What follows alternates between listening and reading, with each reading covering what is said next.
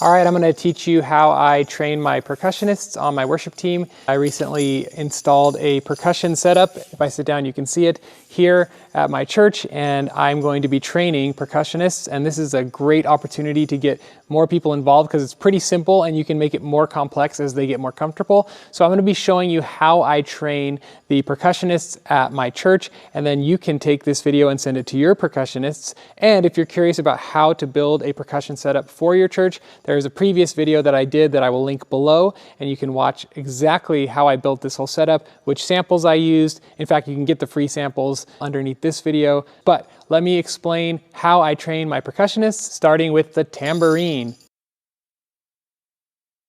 So we're going to go through 4 different instruments in this video: tambourine, shaker, cymbal swells, and then the drum pad. So starting with the tambourine, I like to start here because it's the simplest to understand, and I typically tell my percussionists first thing is to lock their wrist. Now, I am not a percussionist and I might be teaching the wrong thing, but I don't like my tambourines to sound sloppy, so I don't like the wobbly wrist method. I like the locked wrist method, so I want them to lock their wrist, grab it tight right at the handle, and then I want them to shake the tambourine basically from their elbow forward. So it's like a really tight subdivided sound, because the tambourine is to subdivide what's happening on the drum set. And so I want the tambourine to be really tight, like a metronome, like a click track. I don't want it to be sloppy, floppy. I want it to be thick.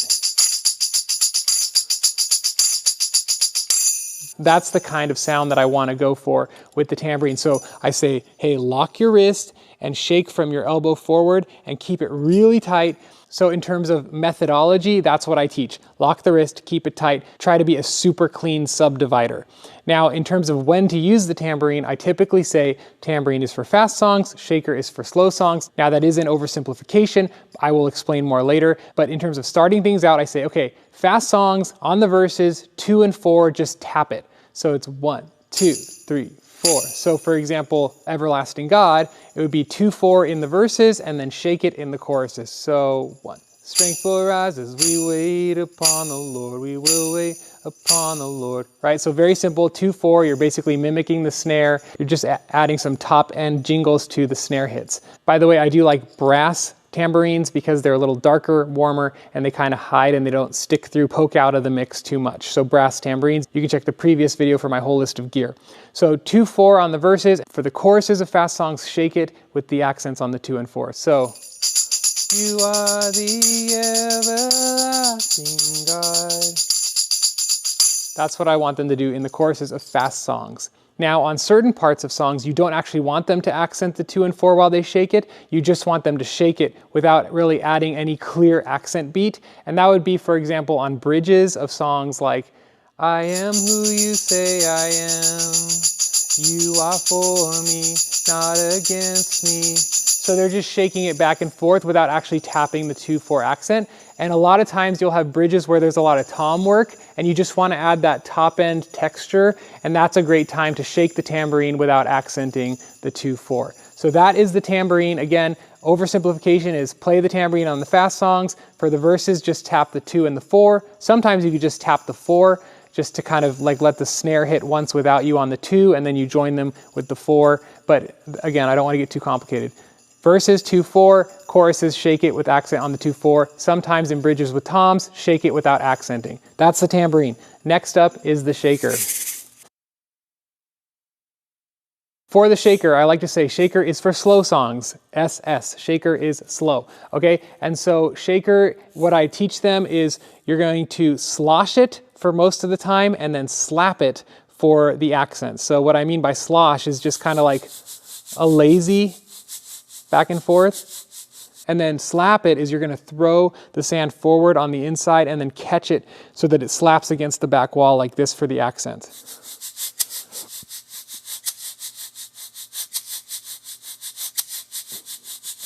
Okay, so that's how you typically want to shake the shaker. And I like to use the shaker for slow songs at the beginning, and then as the song gets bigger and bigger and starts to crescendo, you want to switch to the tambourine to brighten up that top end for the big choruses. So a song like Reckless Love, the verses would be, when I was your foe, still your love fought for me. 1, 2, 3, 4, 5, 6. So again, slosh and then slap. But then as that song gets bigger, you really want to start to open up and switch to the tambourine.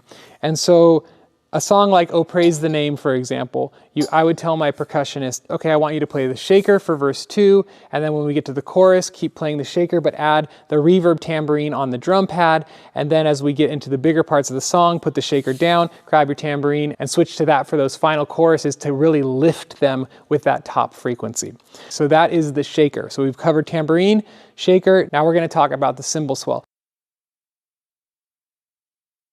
This is something that you're not going to use that often, but basically what I like to do with cymbal swells is at the beginning of a song, kind of just giving it some texture on top of the pad and the piano, you know, as the song's kind of getting started, or at the end of a song, as the band is trash canning, the drummer's like hitting all the cymbals, you can join them, like, you know, and then as the song ends, and then the click track starts for the next one, 1, 2, 3, 4, 5, 6, you can just kind of keep time like this on the cymbal for some texture.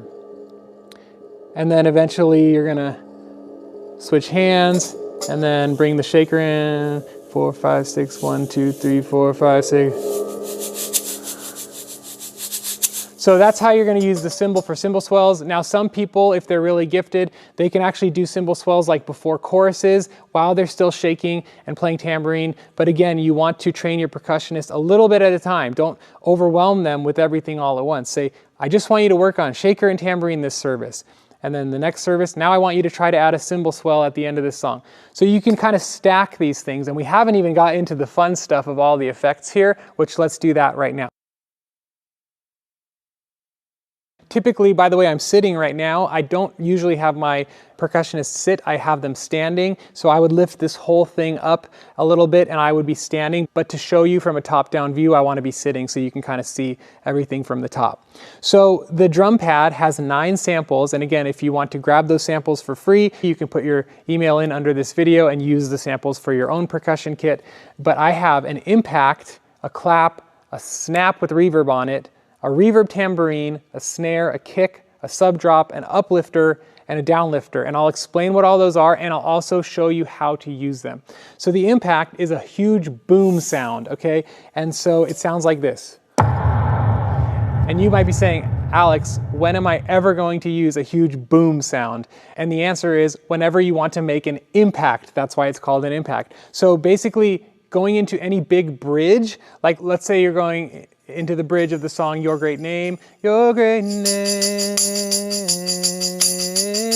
2, 3, 4, Redeemer, my healer, Lord. So I know it sounds kind of weird when it's just by itself because there's no other textures happening, but imagine the drums are going and the electric guitars are going and it's boom, Redeemer. And typically you want to hit the impact on the 1 count. So anytime you're going to go into something really big or come out of something really big, like shout Jesus from the mountains. Imagine if you hit boom, shout Jesus from the mountains. It's like boom, hits, it hits hard. So that's the impact. Okay, clap is pretty obvious. And this would be like for the intro of the song House of the Lord. Boom, boom, boom, boom.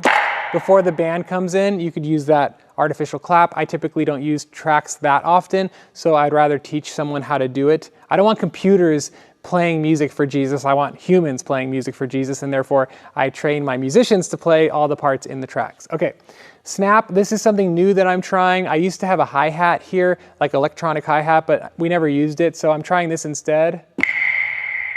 I think it could be cool, like once every 8 counts in a slow song. But we'll see how that works. So that would be something with the shaker.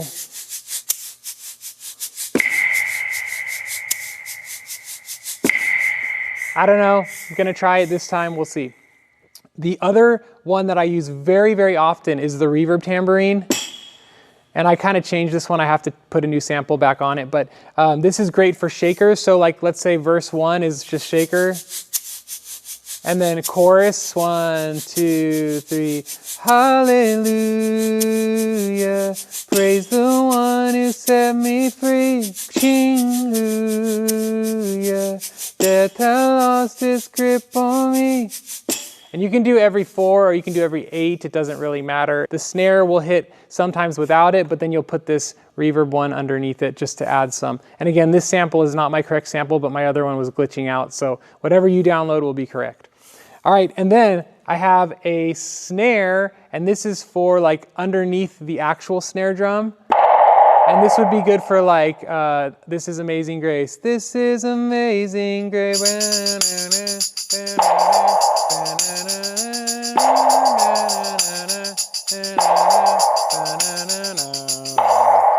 Now, obviously it sounds really, really lame because there's no other instruments, but imagine there's a full band and this is just kind of sitting underneath the snare every other time. That is when you would hit the snare. I have kick drum. It's like an electric kick. So that's like the beginning of Tremble, the song Tremble. Peace, bring it all to peace. Or the other one is Waymaker. You are here, moving in on me. I worship you. And you could also add the shaker if they get talented enough. Again, you don't want to overwhelm your new percussionists, but as they get better, you want to train them up because eventually they might want to become drummers. And this is a great way to teach them the hand separation.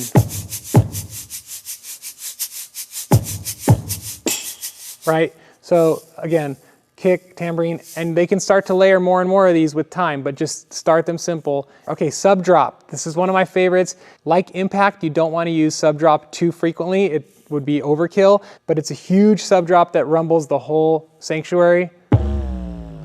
Obviously, I'm playing it from this tiny little like cheap keyboard speaker, so it doesn't rumble the sanctuary right now. But if you hit it in the sanctuary service, it's going to rumble everybody's guts, cause some bowel movements. Hopefully not, that would be really awkward. But it's pretty cool. So the way that you use sub drop is usually on the 4 count of a break before a huge chorus. So this song, Oh Praise the Name, if you're doing like a building chorus, so oh Lord, ah, 1, 2, 3, oh praise the name of the Lord. Ah. Okay, so the sub drop is usually a break on 4, the rest of the band stops, but the sub drop carries through the 4 to the 1, and it just rumbles the room. So the sub drop is really fun. 2 more effects that I want to show you. Uplifter, this is great for builds when the drummer is like building. So for example, let's go back to House of the Lord, and it's like down, down, down, down, down, down, down, down, down, down.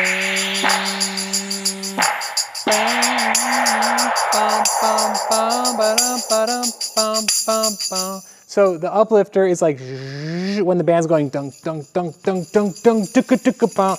That frequency sweep is going along with them, building up higher frequencies to really make it feel like it's going somewhere. So that's how you would use the uplifter anytime you're going to build into something big. And then the last one I hit at the end was the downlifter. It's the opposite of an uplifter. It starts with the high frequencies and gets lower like this. And this is great for any chorus, going into any chorus. So, you know, dum, dum, dum, dum, dum, dum, dum, dum.